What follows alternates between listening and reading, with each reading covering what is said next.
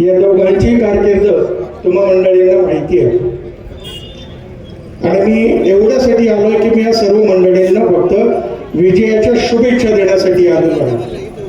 आणि त्याच निमित्तानं हा योगायोग आहे, आज चतुर्थी आहे, श्री गणेश.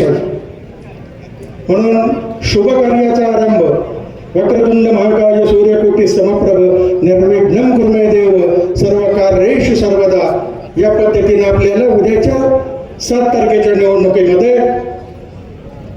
ठकशाही, हुकुमशाही, घराणेशाही, सरंजामशाही, हिटलरशाही, कॉन्ट्रॅक्टरशाही या सगळ्या शाळांना कायमचं पायदळी तुडवायचं आहे. आणि डॉक्टर बाबासाहेब आंबेडकरांनी तुम्हाला संविधानानं दिलेला पवित्र अधिकार जोपासायचा आहे.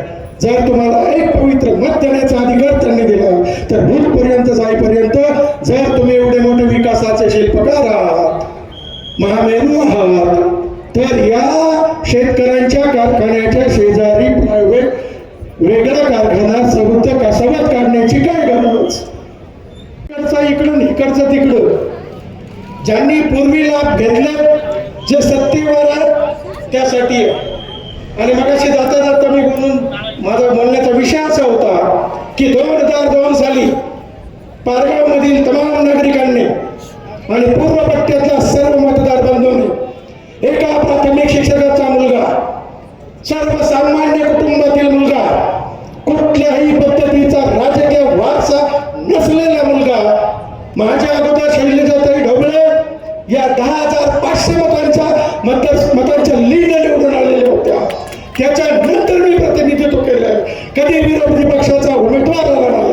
मी ज्यावेळेला निवडणुकीच्या अगोदर दौरा करत होतो त्यावेळेला मला लोक हसायची, राष्ट्रवादीची जुनी दिलीपरावांना मानणारी, म्हणजे तुझं काय काम आहे, तू डिपॉझिट जप्त करून टाकतील. परंतु माझ्या अगोदरचे वक्ते बोलले माझे मित्र शांताराम बापू ढोबळे, शांता सभा उसरी बुद्रुकमध्ये होती. त्या सभेमध्ये यांनी लाईटी घालवल्या, दिप्या तोडल्या, दारू पिऊन धिंगाणा घातला. परंतु आम्ही ट्रॅक्टरच्या बॅटरीला कनेक्शन दिलं आणि माझ्या शांताराम बापूने माझ्यापेक्षाही इतकं ताकदवार भाषण केलं की त्याच वेळेला हा विष्णू हिंगे उतारा पाडला. आता प्रसन्न भाऊच्या नेतृत्वाखाली आमच्या मतदारसंघातून त्यांनी असा पालटा पाडणार हो की तू कधी उभा राहणार नाही.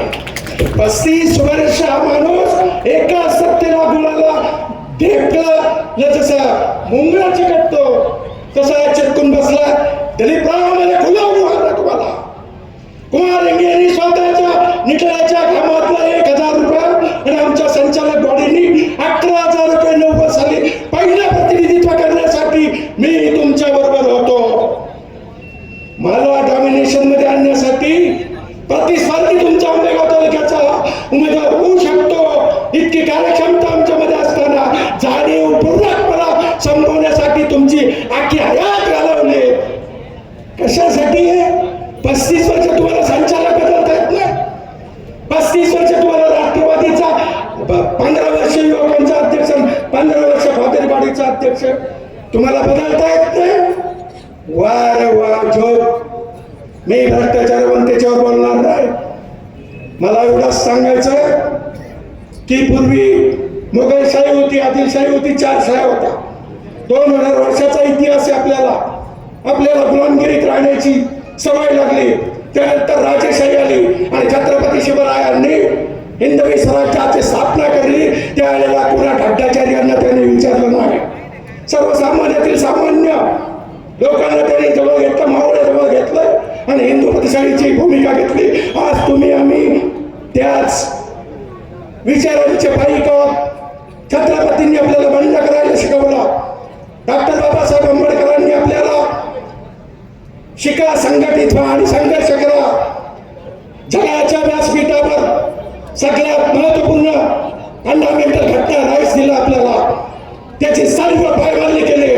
आता कुणाच्याही त्या कुणाच्याही आघाड्या, आपण धर्म नाही, स्वधर्म नाही, कशासाठी आम्ही राष्ट्रवादीला एकत्र घेणार नाही.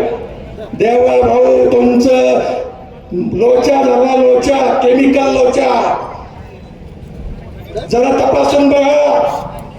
आणि हे जे डॉमिनेशन पैशांचं राजकारण आहे। आमच्या अजित दादांना अकाली जाण्याच्या षडयंत्राचे दादा बळी आहेत। दादा प्रचंड ताकदवार होते, परंतु दादांना संपवल्यानंतर मी संपूर्ण राष्ट्रवादी हायजॅक करेल आणि भाजपमध्ये घुसवेल, हा यांच्या पाठीमागचा बॅगचा बॅकडोर यांचा अजेंडा होता। दुर्दैवाने एक नेत्याला आपण गमावल्याचं दुःख आहे, परंतु दुसरी पण बाजू पाहिली पाहिजे। त्यांच्या जाण्याचं तुम्ही जर भांडवल करत असाल तर याच्या इतकी लोकशाही दुर्दैवी घटना कुठलीही नाही, कुठलीच नाही। आज त्यांचा तो ए मधला आवाज काय, त्या कॅसेटच्या गाड्या फिरतायत, अरे कशासाठी हा उद्योग चालवला? तुम्ही काय हे संविधानिक पद नव्हतं, उपमुख्यमंत्री पद, देशाचे पंतप्रधान गेलेले नव्हते, देशाचा महाराष्ट्राचा मुख्यमंत्री गेलेला नव्हता की लगेच तुम्हाला इमिजिएट यंत्रणा बदलेल, प्रशासनाची खेळखंडोबा होईल, असला काही प्रकार नव्हता। तुम्हाला दादा गेल्यानंतर 10 दिवस 13 दिवस महिनाभर थांबले असते तर काही वाईट वाटून घ्यायचं कारण नाही, काहीच नव्हतं कारण। जगात असं कधी घडलेलं नाही। यांनी इतकी विकृत मेलेल्या माणसाच्या टाळूवरचं लोणी खाण्याची भूमिका घेतली, त्यांच्या दुःखाच्या अश्रू पुसण्याऐवजी त्यांच्या दुःखाच्या सहानुभूतीवर वेगळ्याच पद्धतीनं मत मागण्याच्या भूमिका घेता लोकशाही जिवंत ठेवायची कदा किती वेळा मी फक्त भावनांच्या आंदोलनावर जगायचं, हा इतिहास संशोधनाचा विषय। म्हणून लोकशाहीने दिलेला पवित्र अधिकार तुम्ही सर्वजण जपाल। 10 जिल्हा 5 जिल्हा परिषद आणि 10 पंचायत समितीच्या गणामध्ये एक ऐतिहासिक क्रांती घडून अशा प्रकारचा मी प्रचंड आत्मविश्वास प्रकट करतो।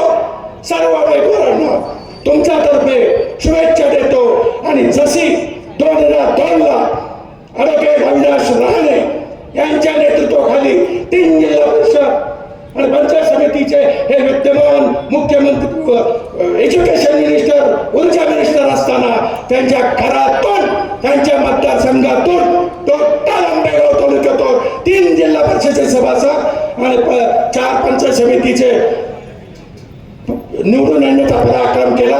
त्या पराक्रमाची पुनरावृत्ती या वेळेला 15-0 हे करायचे आहे। आता तुम्ही वार्धक्य आलंय, तुम्हाला दुर्दैव आहे, तुम्हाला परमेश्वराकडे आमची प्रार्थना आहे की तुम्हाला अखंड आयुष्य लाभो, परंतु त्याचं कोणी भांडवल करू नका।